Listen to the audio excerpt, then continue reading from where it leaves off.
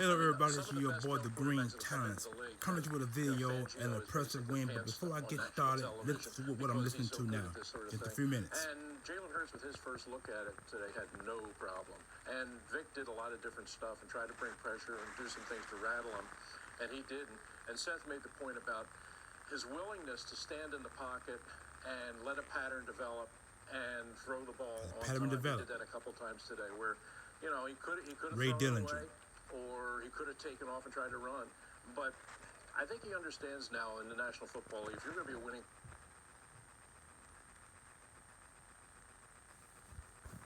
Hold on just a minute. quarterback, you're going to have to make those plays. You're going to have to stand in there, see the rush coming, take the hit, deliver the ball. He showed that he did that. Again, that's another step forward in his development.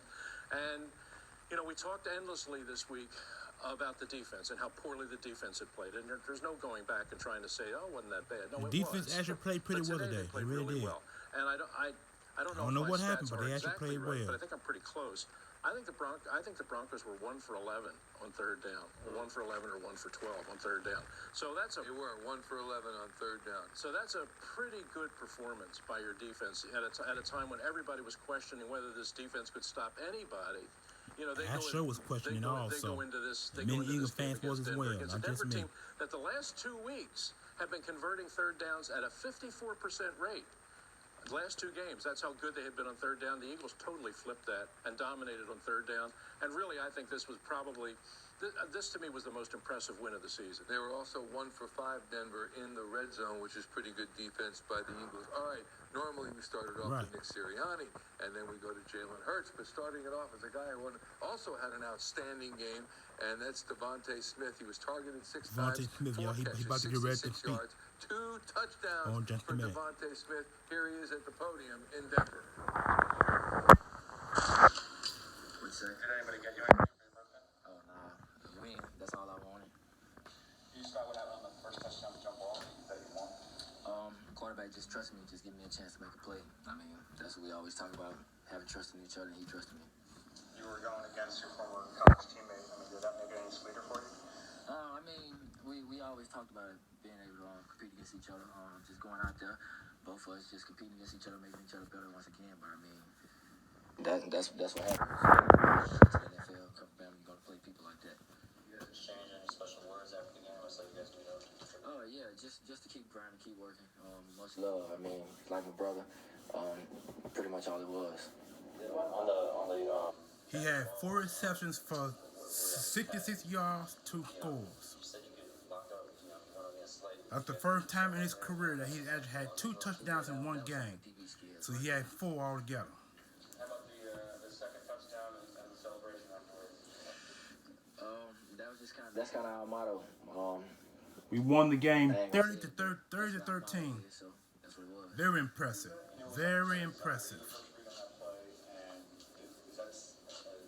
Did they want to get you matched up against the slot there? That basically was. First read? No, I don't think I was first read. I mean, you had that quarterback that I don't necessarily know, but I mean, it was just taking what they give us. We got the look that we wanted. What did you think of Jalen's performance tonight? I mean, it was great. I mean, him being the leader that he is, I mean, that's what we practice for, his preparation and everything like that, all the way up till game time. I mean, we just... Devontae Smith speaking, y'all. He's speaking. Highlighting what he likes and things like that. I mean, the guy's prepared well. At what point in the route do you go from being a wide receiver to a defensive back? Just when the ball's there? Yeah, kind of just like when you see him sinking, you see he has a chance to make a play. You just have to go up there and just do what you can. It's your first multi-touchdown game of your career. Comes up your 23rd birthday. What's the significance of that for you? I mean, I wouldn't say the birthday played a big part in it. I mean, just going out there, just execute. Oh yeah, it is Devontae's 5th birthday. I think he just turned 22 or 23 today. I'm good. And so he did real well on his birthday. You can't really beat that. That's very impressive on his birthday. And I want to say, I think that's the first time that a wide receiver has actually have posted back-to-back scores in one game on a birthday. So that might be an NFL record or it could be a team record. Not exactly sure, but that's something worth looking at. Did you see his wheels on that? Yeah, I always take me around like a little bad kid when he get the ball in his hands. No ball security, nothing, just out there running. Who got a pass at 40? I give it to Slay. He can probably give me the 40. On the motto, is that the whole team's motto, just the offense? Nah, that's the whole team. I mean, that's what it is. Just go out there, just play loose. And how long has that been the case? Couple weeks now. What's the biggest difference for you from 10 weeks in versus the start of your rookie season? I mean, taking care of your body. I mean, you start to feel little aches and things like that. You just have to go in and any little thing. And like the commentator was saying in the game, that the Eagles are finally getting healthy, which is true. But we've had a few players that actually go down on a few injuries, and I'll speak about that later in the video. Go in and take care of it. How about your comfort level, the way that you're seeing things now that you're deeper into your rookie season? I mean, I get more comfortable every week. I mean, but it all comes down to preparation. I mean, I go to practice, I practice hard, and the way I practice, the way this team practice, that's why we so successful in games. I mean, when you practice the way that we practice, you get the outcome that you want. Thanks, man. 10th overall pick in the 2021. There you go, the boy just spoke. 6 catches. I'm sorry, 4 catches. 66 yards, 2 scores. 116 yards last week against the Chargers and a touchdown. Yeah, that's right. Against the Chargers, he had 5 catches for 116, a score. And against Gilman today, 4 catches, 66 yards, 2 scores. That's 3 or 4 overall in the season. I did. I truly did. And Nick Sirianni, he speaks later. But hold on just a I minute. guess by definition, the Heisman Trophy is considered the top player in college football. Doesn't always translate to the next level. In fact, most of the time it doesn't. But I felt in this case, I thought that it would, because I just think he's a special talent. I really do. And you know what you saw today was the touchdown, the touchdown catch, the long down the sidelines pass. Is a tremendous catch. I mean, great concentration. He's being guarded by Patrick Surtain, who's his old college teammate, who's probably the best cornerback in this draft that came out. He's right there on top of him. And what's interesting about it is that Hurts. The Eagles are 4-6 for the year, 4-6 for the season. 4-6. 2 games and he still lays it up there. below Because 500. What he's basically saying is, I'm going to give my guy a chance. You know, quarterbacks have to develop that kind of feeling with the receivers that, okay, even if he's not like wide open, I think he's just good enough that he can go up and take that ball away. And that's exactly what, Hurts lays it up there and basically gives him the chance to go up and make the play, and he does. I think the sky's the limit for this guy. I really do. I think he's going to be a superstar. I got to hang on one second. Hold that thought. I got to take a quick time out. You saw how geeked he was, by the way, when he caught that pass. Came running back up the field. We'll take a break. We come back. We will hear from Jalen Hurts. We'll hear from Nick Sirianni. Other interviews as the Eagles take it today in week number 10 at Denver. Bring on the Saints and then the March of the Cream Puffs after that. Yep, we play the Saints this week.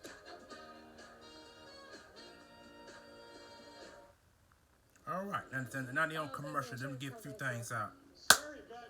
The Eagles won this football game 30-16, I believe, or 17. I'm not exactly sure what the score exactly was. I think it was 16. But overall, Hurts played extraordinarily well. Might have been the best game of his career so far in the Eagles uniform. Reason why I ain't got my uniform on or my shirt on because I'm super fat. My confidence was kind of in between the win today and the game today. You know what I'm saying? So we lost the game against the Chargers, a game that we should have won the first pick. Like I said, it was tied 24-24. We could have won that game, but we let them march on down. Horrible defense, and they kicked the field goal and won by 3 points. But today was a different obstacle, different situation. The Eagles played real well, offense, special teams, defense, the best coaching that the team had done all season long. And for the longest, I always have wondered what took the team so long to get to where they are now. We're 4-6, but 2 games under 500. Now our next game is against the Saints, like I just said. The Saints lost today, so this is a game that the Eagles could win as well because I think it's in Philadelphia. So if the Eagles win at home against the Saints, that would snap the streak.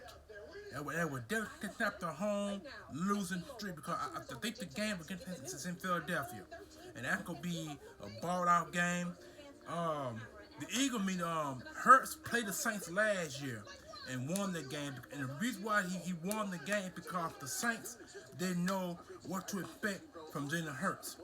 Now, had Wentz played in that game, it would have been a different story. The game would probably have lost. But Hurts played in that game, and they didn't know what to expect Hurts, so that's why they won that game. But hold on. One game last 3 weeks, identity established indeed. 46 carries at Detroit, 236 yards against LA last week, 39 for 176, and 40 today, protecting a lead for 214 combined, 125 for 626 Identity established. yards. Rushing stats the last 3 weeks. Get the Lions, Chargers, and Broncos 236, 176, and 214.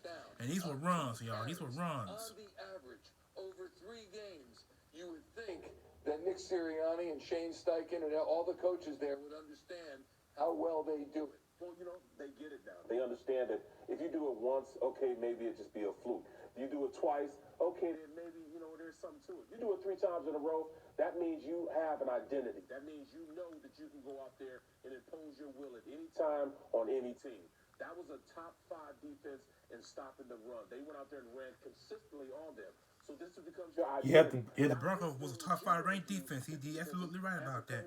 You be a top 10, we be a top 5 ranked defense. It's totally different. I can remember us going to a game like Tampa Bay. All right, Tampa Bay. 40 carries, 214 yards against the Broncos. That's the most yards and carries the Broncos has allowed this season. Not bad. Offense to dictate tempo than to have the defense be like, all right, this is what our strength is and this is what our weakness is. We're going to attack the weakness. No, we're going to do what we do, and then we're going to go about playing the game the way we want to play it. And that's when you know you got things going in the right direction. Yeah, the Right. fact that they are able to impose their will on a defense on the ground. The Broncos gave up 98 yards on the average on the ground. They gave up 17 points per game on the average. And the Eagles today scored 30 and 214 yards rushing. When you look at that, Ray, we wonder whether or not this is something that Nick Sirianni will stick with as a steady diet, or at some point, as Andy Reid used to do back in the day, go back to the pass. Yeah, we did see that, didn't we? You sure did. If Andy would do that in critical times when the play calling had gone way Way off the rails, and it was like 70% past, the clamor would start to run the ball, and for a couple of weeks he'd kind of steer it back onto the highway and run it a little bit. But then once everything kind of settled down, then Andy would go back to what he really wanted to do. You're right about Andy Reid. I think right now this is a different kind of team. The makeup of this team is different. The quarterback is different. He's a young guy who's still developing, who's still learning how to play, and I think he does need the running game. The one cautionary note I would throw out there is next week they play the Saints. The Saints are the number 1 rush defense in football. Teams are averaging just 3 yards per carry against them. They're the best run defense in football.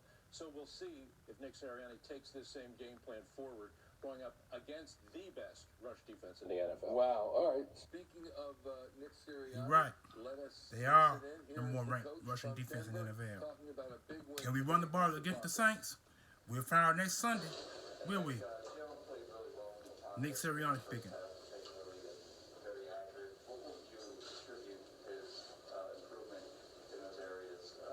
Here's the stats that just posted. Hurts, 16 of 23, 178 yards, 2 touchdowns, 1 score, and he also ran for the average is 103.2 RT. Devonta Smith, like I said earlier in the video, 4 receptions for 66 yards, 2 scores. Jordan Howard, 12 carries, 83 yards. Boston Scott, 11 carries, 81 yards. And he also had 24 yards in receiving yards. Next Sunday versus the Saints. So the Saints are coming to Philadelphia, like I stated in the video. They're coming to the Philadelphia Eagles. Okay, I did say the score. As I said, I did say the Eagles won the score 30-16. I'm sorry, I meant 30-13. The Eagles won the game by 27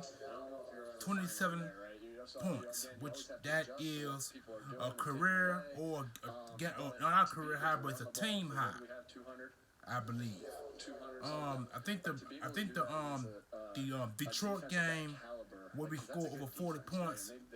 So I think above average. I think 27 points is probably a career or a team high, I believe. I could be wrong about that, but my boy D Gifted will have the stats later on in the video. I'm gonna check him out later on today. He gonna be talking about this game as well.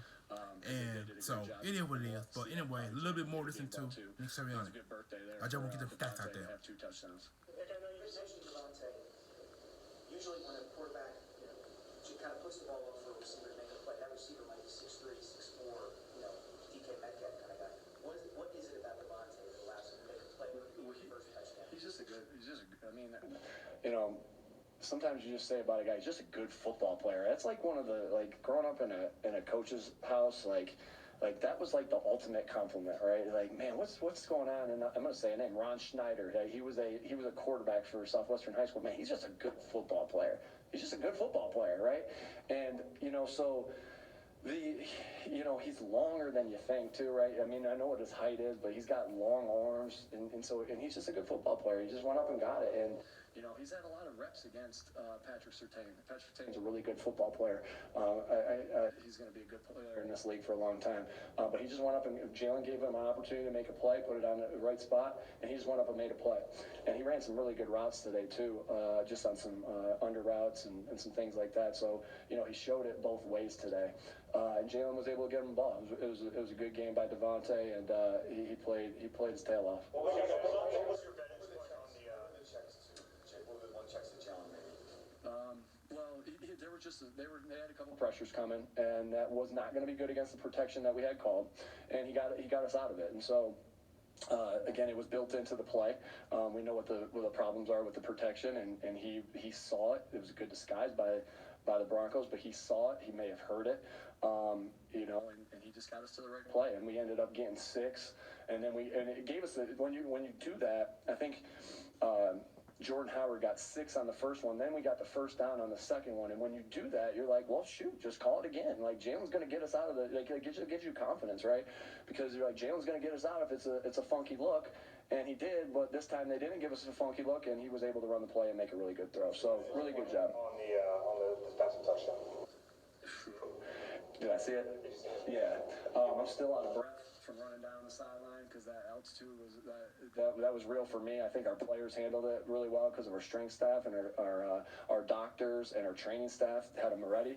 But I felt it when I ran down the sideline. That was fun. That was my vantage point of that is like. I ain't know he did that. He ran down the Hollywood and ran out of breath. And don't forget, Denver, Colorado has a very low altitude when it comes to oxygen. So that means you have to take your oxygen and breathe real well, because if you don't, you will lose your breath and you will suffocate and die up there in Denver. So, but that's Denver for you. I never been there. One day I would love to go to Denver one day. I plan to. The defense had some penalties that we're going to have to address, with some pre-snap penalties, but they did a phenomenal job of being legal blocks. Like you see sometimes on those long returns like that, some illegal blocks, but they did a good job of keeping things legal and letting Slay go do some work. I'll have to think about getting Slay on some offense here. Going Devontae, forward. after that second touchdown. You didn't want to let me finish that comment? Go ahead. Make sure I got the question. After his second touchdown, Devontae had that celebration. He said it was About your guys' motto lately. Can you enlighten us as to what that motto is? Well, yeah, Fab Five has a motto. I was a big Fab Five fan growing up. I'm still a Michigan basketball fan, and I like Villanova, and I like Temple too. But they had a saying there. I'll let you guys look it up. And I'm not going to say it here, but it's just basically all we talk. We've given a talk about that. It wasn't this week. We gave a talk about it a couple weeks ago, but we do mention it a little bit. But it's basically what we say, and I won't say it. I know my brother and I say it to each other all the time. He's going to want me to say it, Jay. But what it is just about leaving everything on the field and letting everything you got, giving everything, every bit of energy you got, leaving it all on the field, and just giving everything you got to the team. You guys are more aggressive game plan defensively. This is where I'm looking at, y'all. Hold your Yeah, I horses. think it all starts up front. I think that defensive line played really good. Was able to get some pressures. The coverage units did a good job of. I'm gonna speak on the defense pretty soon as well. So I got a lot to say about the defense. A lot. So I'm always gonna say it starts up front, but I don't ever want to take away anything from that secondary group. And then I just thought that the physical. What was I supposed? What did Gardner say? The physicality. Last night I said, hey, we need to out physical this team, or I said something like that, and Gardner Minshew was very quick to tell me how to say we have to have more physicality than them. So I want to make sure I say this right.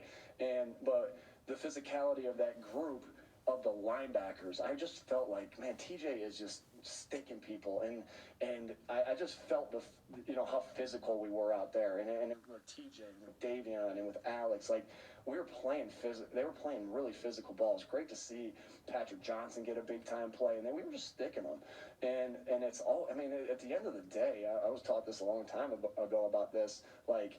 The tougher team, the more physical team wins in football, and so it was good to be on that side of it, and to see our physicality take over.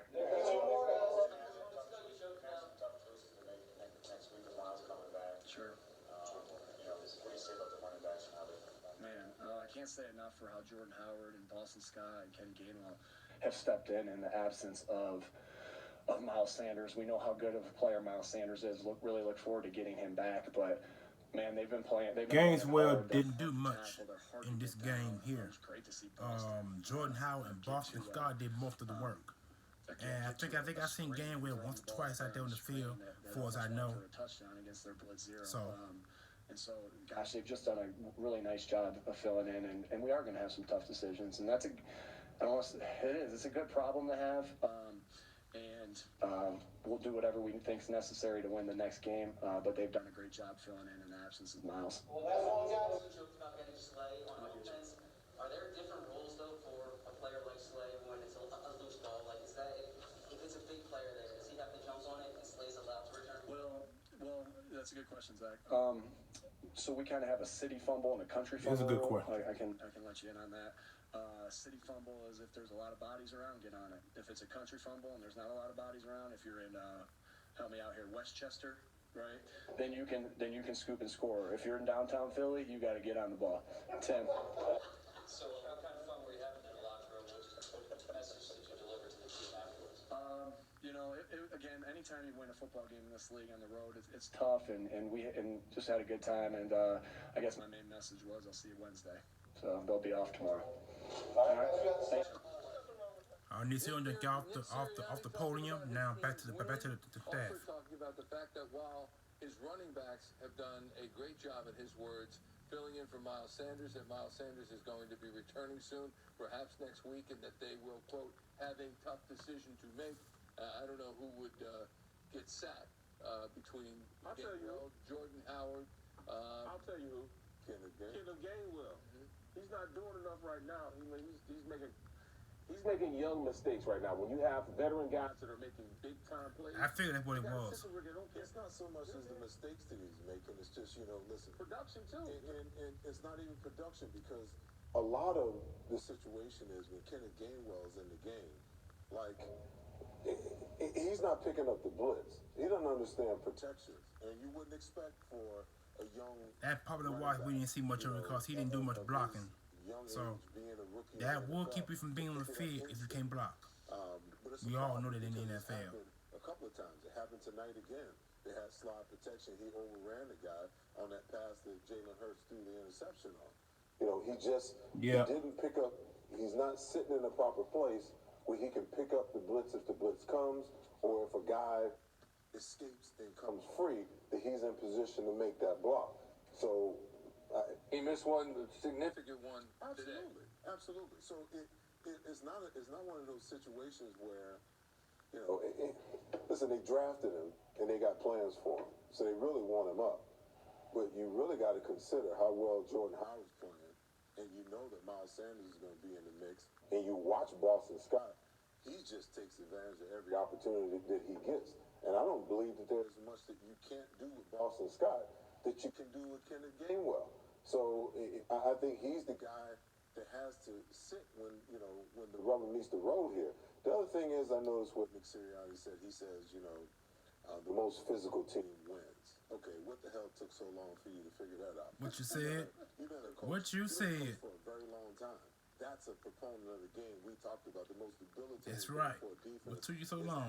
He absolutely right. It took you that long to figure it out. Can't do anything about it.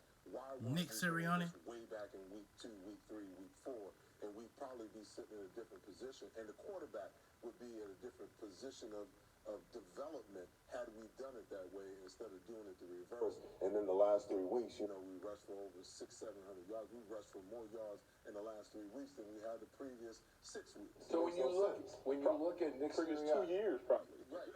When you look at Nick Sirianni and you look at the growth by him and of his coaching staff, what would you say about it? Because we certainly criticized and chastised him and the coaching staff, and may very well to come. We don't know. But it looks like they got it, if you at least offensively. Offensively, you got to understand, you got a short amount of time to maximize your potential as a coach.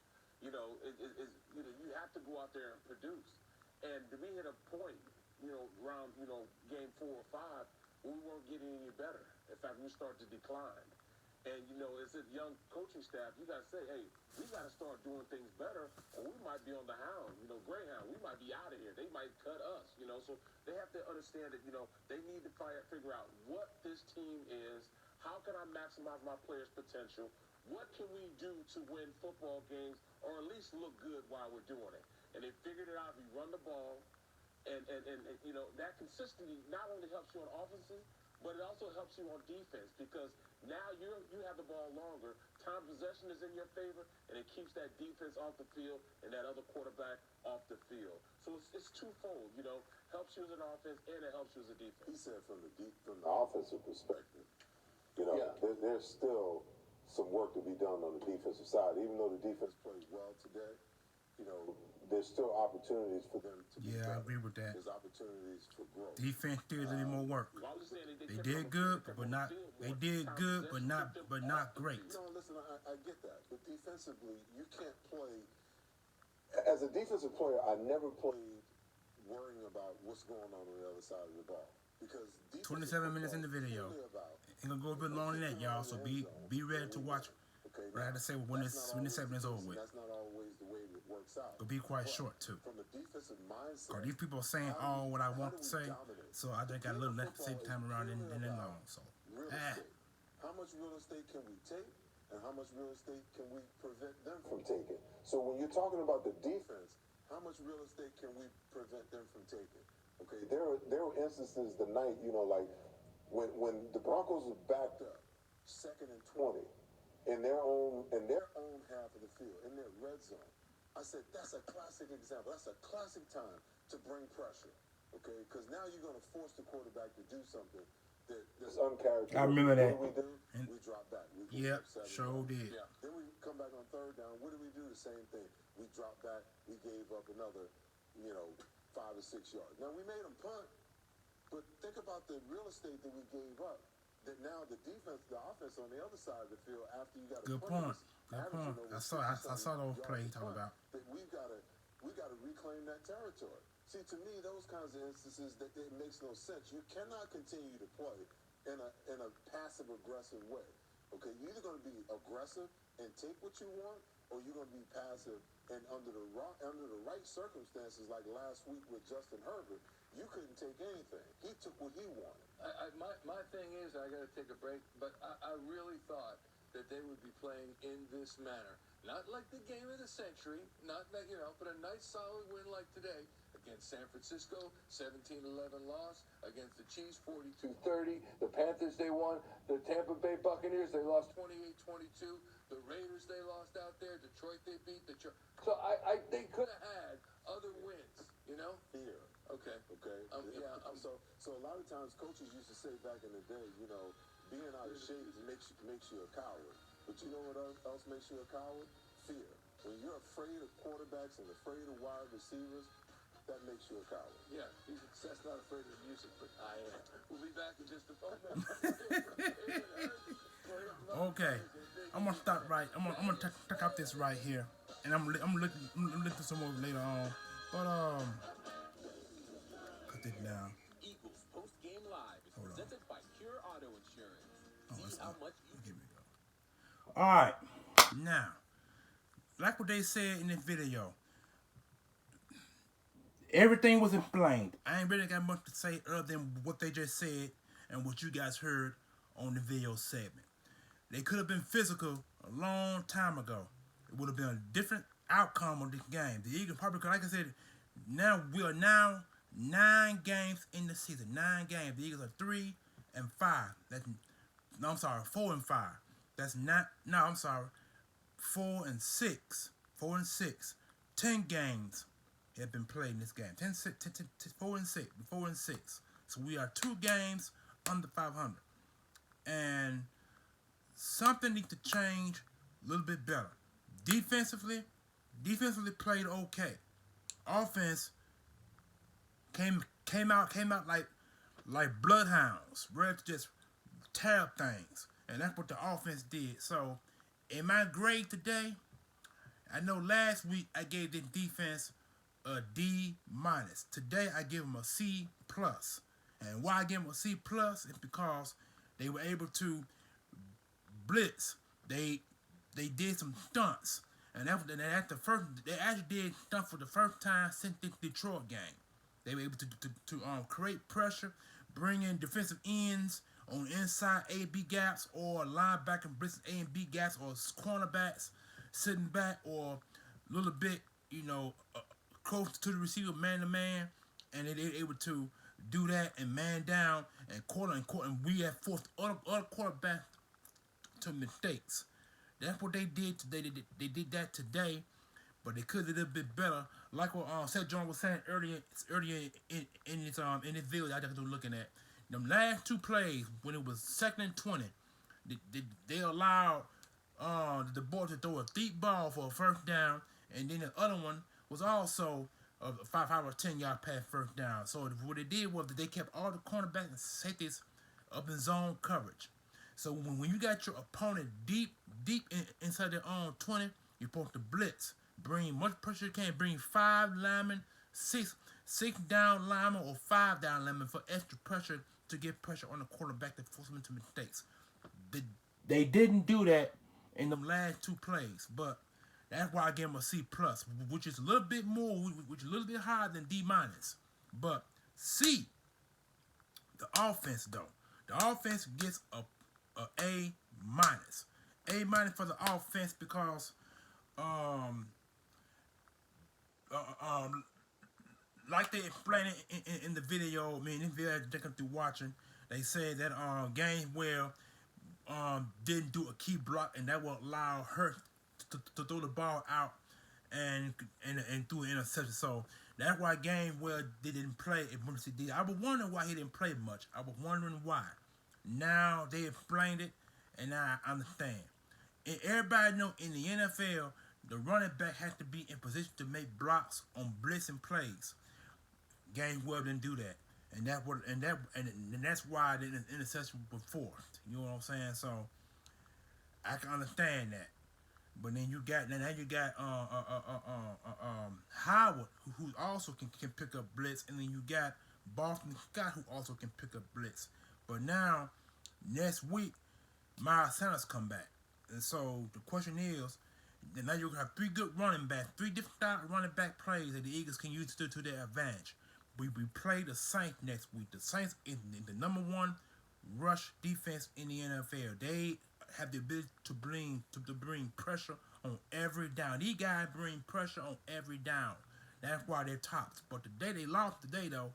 You know what I'm saying? But they played the Titans. The Titans ran the ball down their throats.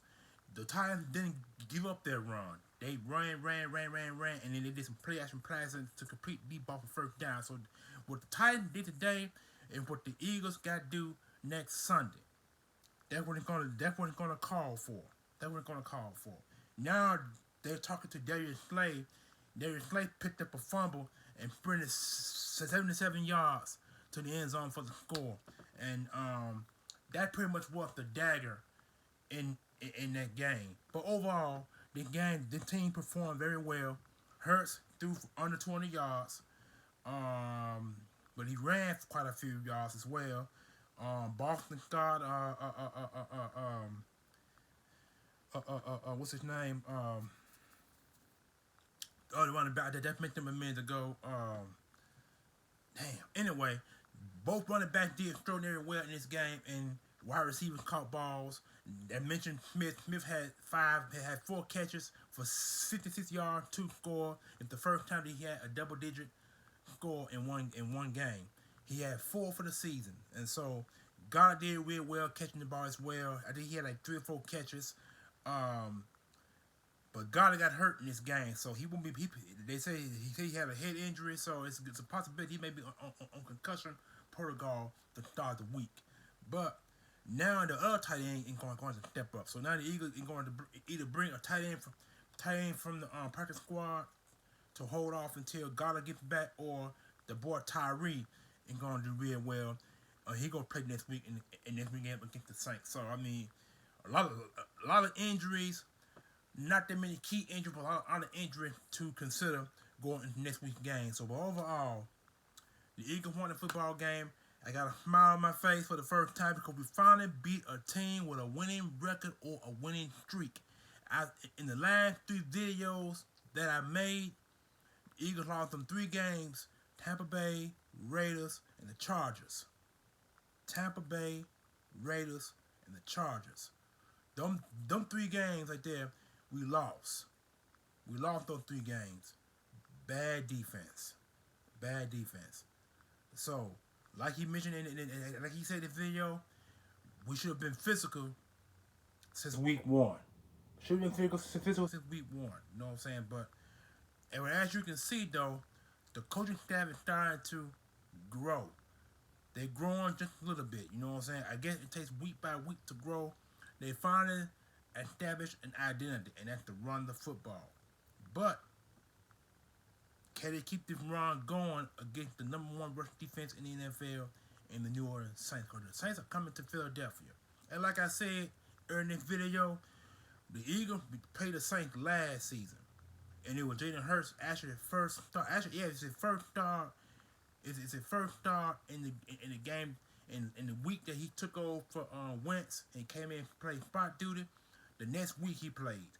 And so the Saints, they know what to expect. And that's why the Eagles won that football game, because Hurts started and they know nothing about Hurts. But now they know a lot about Hurts. So then the question is, can they run the football game against the New Orleans Saints next week in Philadelphia? So, without any further ado, hold on just a minute. 2 fumbles recovered and returned. And does it help when Teddy Bridgewater doesn't tackle you? Well, on my 2, there was nobody there. I scooped and scored, and it was just a straight line. Both times, 91. Oh, yeah.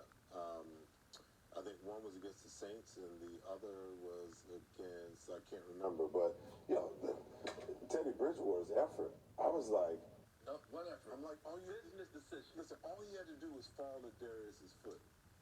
Right there at his feet where he was running. He pulled a Cam Newton. He was like, no, I'm not going to do it. I let him go. He was right with him, though. Yeah, but I mean, that was a pivotal game, because what it did is it flopped the momentum in the Eagles' favor, and the Broncos never recovered. He had to at least try to make that tackle, and he just made a business. Maybe if it was a pick, he threw a pick, he probably would have tried. But Man, the running back did that. I'm not more about that. Just fall down in front of him. Business decision. That's what that was. A business decision. Another timeout. We take a break.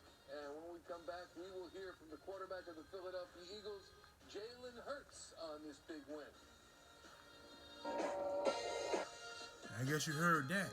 But anyway, I'm not going to say no more in this video. This is your boy, the Green Talents, coming at you with the Eagles win 30-13.